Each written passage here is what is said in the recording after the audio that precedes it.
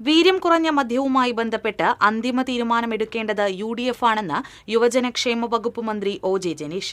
തൃശൂർ രാമനിലയത്തിൽ മാധ്യമപ്രവർത്തകരോട് സംസാരിക്കുകയായിരുന്നു മന്ത്രി. മുഖ്യമന്ത്രി ഇക്കാര്യത്തിൽ നിലപാട് വ്യക്തമാക്കിയിട്ടുണ്ട്. മദ്യത്തിൽ മുക്കിക്കൊല്ലുന്ന നിലപാടെടുത്തത് LDF ആണ്.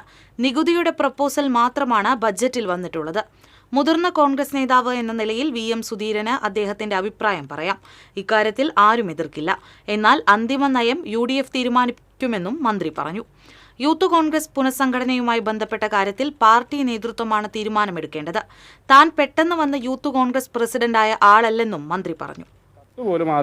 അന്തിമ തീരുമാനം എടുക്കേണ്ടത് UDF ആണ്. മദ്യനയം തീരുമാനിക്കേണ്ടത് UDF ആണ്. അത് മുഖ്യമന്ത്രി തന്നെ വളരെ കൃത്യമായി തന്നെ നിയമസഭയിൽ പറഞ്ഞതുമാണ്.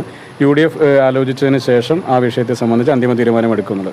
ഈ മദ്യത്തിൽ മുക്കിക്കൊല്ലുന്ന തീരുമാനം ഉണ്ടായിരുന്നത് ഇടതുപക്ഷ സർക്കാരിൻ്റെ കാലഘട്ടത്തിലാണ്. 29 ബാറിൽ നിന്ന് 700 പരം ബാറുകളുടെ എണ്ണത്തിലേക്ക് ഈ സംസ്ഥാനത്തെ നയിച്ചത് LDF സർക്കാരാണ്.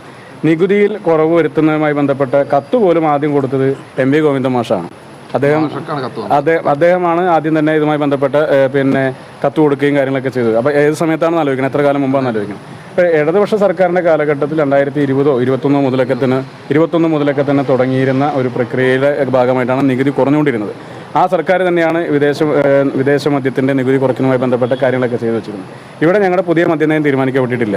നികുതിയുടെ പ്രപ്പോസൽ മാത്രമാണ് വന്നിട്ടുള്ളത്. അത് UDF ആലോചിച്ചതിന് ശേഷം തീരുമാനിക്കുന്നത് മുഖ്യമന്ത്രി തന്നെ വളരെ വ്യക്തമായിട്ട് പറഞ്ഞു.